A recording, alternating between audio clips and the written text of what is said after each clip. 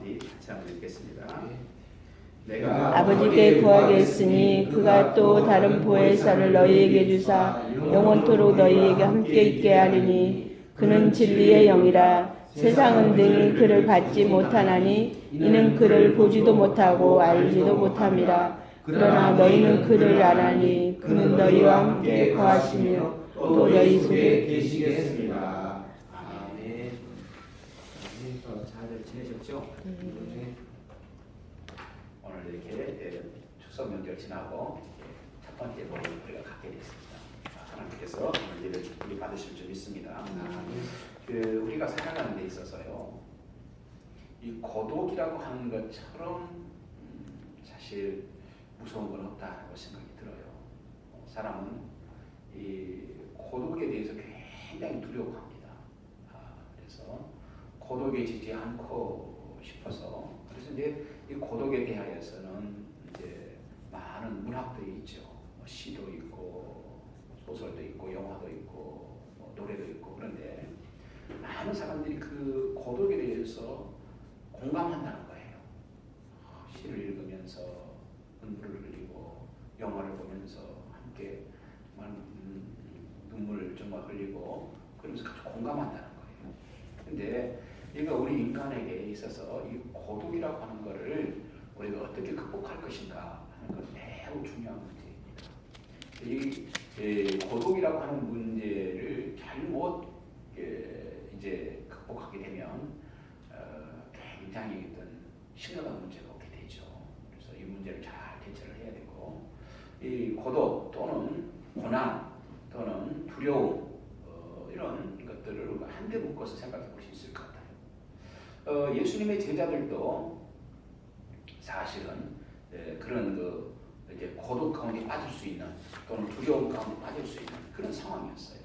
왜냐하면 지금까지 자신들과 함께 쭉 하셨던 예수님이 이 세상을 떠나시겠다는 거예요. 그리고 그렇게 되면 이제 자신들만 남게 되는 거거든요. 예수님의 제자들만 남게 되는데 예수님께서 이 세상을 떠나서 가시겠다고 말씀하시니까 제자들은 이제 그 사랑하는 선생님을 이제 보내고 홀로 남게 되는 그런 고독 속에 지금 갇히게 된 겁니다. 그들은 그때 굉장히 두려워하죠. 이제 두려움 속에 빠지고 걱정도 밀려오고 막 이런저런 그 감정들이 밀려오죠. 그런데 그때에 예수님께서 뭐라고 말씀하셨어요? 너희는 마음에 근심하지 말라 그랬어요. 너희는 근심하지 말고 걱정하지 마라 이 말씀하셨어요. 왜 예수님께서는 그 제자들 그 고독 또는 두려움 가운데 빠지는 제자들에게 그렇게 말씀하셨을까 하는 겁니다. 그것은 인간을 지으신 예수님께서 완벽한 답을 가지고 있기 때문에 그냥 한번 어깨를 토닥거려주는 정도의 그 걱정하지 마라, 근심하지 마라 이런 말씀이 아니라 왜 예수님께서는 그렇게 말씀하셨냐면요, 완벽한 답을 가지고 있는 거예요.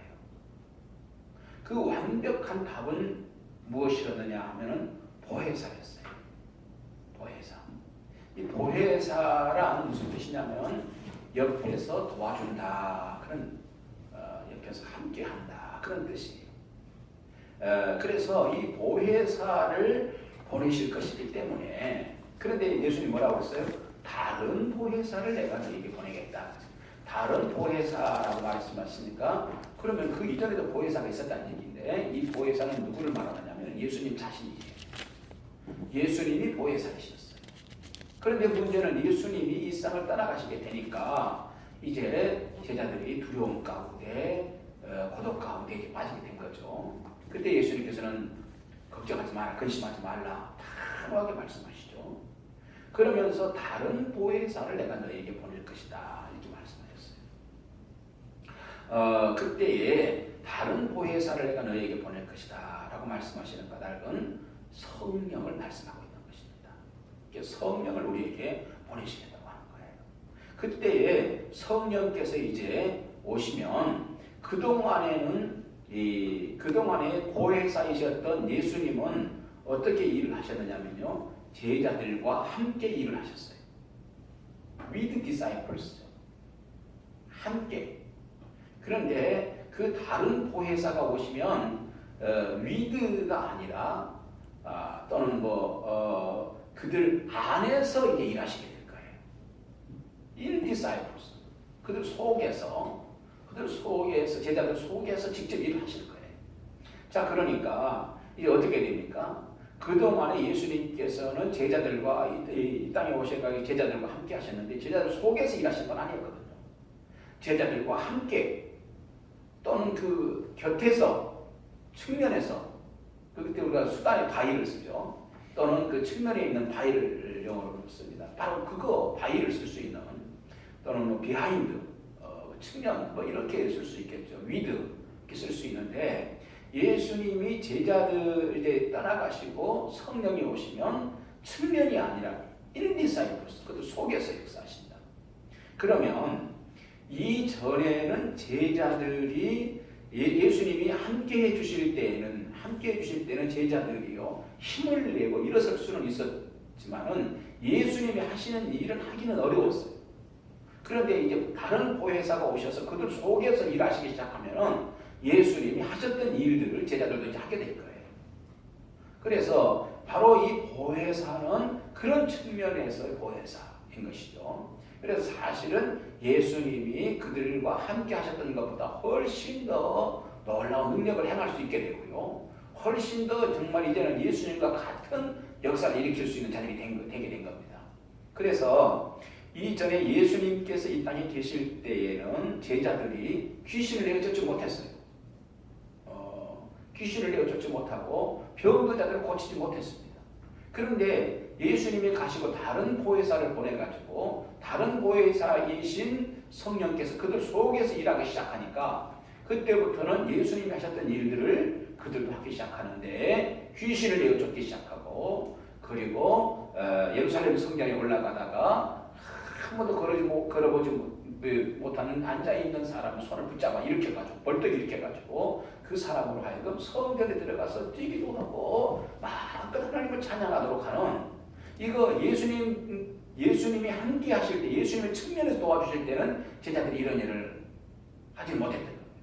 그런데 예수님이 올라가시고 보혜사 성령께서 오셔서 그들 속에서 역사하기 시작할 때 드디어 그들도 예수님께서 하셨던 일과 같은 놀라운 일들을 행하기 시작하게 되는 것이죠. 이렇게 볼 때 예수님께서는요 이 세상을 따라가시면서도 제자들에게 완벽한 보관을 가지고 있었다. 완벽한 답을 가지고 있었다. 그래서 뭐라고 말씀하셨어요? 근심하지 말라 이 말씀을 하고 계세요. 자 그러면서 근심하지 말라 이 말씀은 성령을 내가 너희들에게 보낼 것이니 근심하지 말라 이 말씀을 하고 있는 것입니다. 오늘도 사실 우리가 살다가 보면 우리가 때로는 그 고독, 외로움 또는 근심, 걱정이 우리에게 확 짓누를 때가 많죠. 특별히 이제 여자분들 같은 경우는 다 출근하고 이제 혼자 집안 청소를 하다가 덩그러니 혼자 남아 있으면서 갑자기 그 외롭다는 생각, 그런 그 고독하다는 생각이 확 밀려올 때가 있어요. 난 정말 뭐 하고 사는 것이지 지금까지. 방학 청소를 하다가 갑자기 그게 밀려오면 걷잡을 수 없이 그래서 남편도 나를 대충 대하는 것 같고 내가 지금까지 고생했는데 나는 지금 뭐 헛수고를 하고 살았는데 나는 뭔가 도대체 고민을 하게 되죠. 그 여자들만 그래서 그런 고민을 하는 건 아니에요. 남자들도 얼마나 참 힘들어요. 직장 생활하고 그러면서 정말 아침에 나와서 저녁에 들어가고 이렇게 열심히 해서 벌어서 온 가족을 살렸는데 이거 가만히 보면은 애들을 그렇게 어릴 때에는 참 그 애들을 이 아빠하고 참 좋았는데 이 애들이 커가면서 점점점 이제 어떻게 되냐면 아빠는 대화도 안 하려고 그러고 그리고 이제 뭐 엄마가 마트 간다 그러면은 이제 딸들 같은 경우에 특히 이제 엄마가 마트 따라가고 그러잖아요. 그 엄마하고는 친한 것 같은데 아빠는 뭐 이건 아주 그러면서 나는 이게 뭔가 난 우리 집에는 혼자구나 하는 생각. 그리고 남자들도 그런 그 고독 그렇게 빠지죠. 자 그러나 우리가 이러한 문제에 우리가 빠지는 일이 있다 할지라도 시기적으로 그런 경우들이 있다 할지라도 우리는 근심하지 말고 걱정하지 말아야 될 이유가 있다 이겁니다. 왜냐하면 성령 하나님 보혜사 성령께서 오셨기 때문이라는 거예요. 이 보혜사 성령께서는요 2000년 전에 오셨을 때나 지금이나 변함이 없으시다고 하는 것이 특징이에요. 그때도 예수님께서 제자들에게 걱정하지 마라, 근심하지 마라 라고 완벽한 답이 있다 말씀하셨다면 오늘 이 시대를 살고 있는 우리 모든 그리스도인들에게도 주님께서 오늘 똑같은 말씀, 똑같은 답이 우리에게 주어지고 있다는 거예요. 걱정하지 마라, 두려워하지 마라, 너무 외로워하지 마라, 너에게 완벽한 답이 있다. 그러시면서 그 답은 뭐예요? 성령 하나님이라는 것입니다. 그래서 오늘도 성령께서는 우리와 역사를 오늘 이 땅에 오셔서 우리 이끌고 가시고 우리와 함께 하시는 그런 성령 하나님이신 것을 믿으시기 바랍니다. 우리와 함께 계시기 때문에 두려워하지 말라, 근심하지 말라, 염려하지 말라 그런 말씀을 지금 하고 있는 거예요. 자, 그러면 그 성령께서는 우리를 어떻게 해서 우리를 도와주시는가 하는 거예요. 구체적으로 어떤 방법으로 우리를 도와주시고 계시는가 하는 거예요. 간략하게 한 세 가지만 생각해 봅시다. 첫째는요, 우리에게 말씀을 생각나게 하셔서 우리를 도와주세요. 말씀을 요한복음 14장 26절에 보면은요, 그런 말씀이 있어요. 예수님께서 보혜사를 보내시겠다고 말씀하시면서 그가 오셔서 뭐라고 그러냐면요, 그가 너희에게 모든 것을 가르치고 내가 너희에게 말한 모든 것을 생각나게 하리라 그랬어요. 그러니까 성령께서 오셔가지고 하시는 일은 무슨 일을 하신다고요? 예수님이 하셨던 말씀을 생각나게 하신다는 거예요. 그래서 우리를 도와주신다는 거예요. 여러분, 우리가 정말 오늘도 이런 보혜사 성령님이 계시기 때문에 걱정하지 말고 염려하지 말고 두려워하지 말아라 이 말씀을 하고 있는 거예요. 성경 말씀이, 하나님 말씀이 굉장한 능력이고 우리의 삶을 굉장히 바꿀 수 있고 하나님 말씀은 생명이고 그 자체로 능력이고 우리를 일으키는 힘이 되는 줄 믿습니다. 그런데 이 말씀이요, 누가 우리에게 이 말씀을 생각나게 하신다고요? 보혜사께서, 성령께서 우리를 이 말씀을 생각나게 하신다 그랬어요. 그래서 정말 인생이 이게 뭔가 싶을 때 하나님 말씀이 번쩍 생각나게 하셔가지고 그 말씀이 힘이 되게 하고 이렇게 해서 우리를 다시 일으켜주시고 우리 측면에서 도와주신다, 그런 말씀을 지금 하고 있는 것입니다. 우리 성령 하나님께서는요, 하나님 말씀을 생각나게 하세요. 그래서 우리가 뭐를 해야 될 필요가 있어요? 성경을 자꾸 읽어야 될 필요가 있고요, 자꾸 들어야 될, 성경 말씀을 들어야 될 필요가 있어요. 그러면 나는 기대하지도 않았는데 어느 날 생각하지도 않았던 말씀이 번쩍 기억이 나고 그것이 나에게 큰 힘이 되어지도록 한다는 것입니다.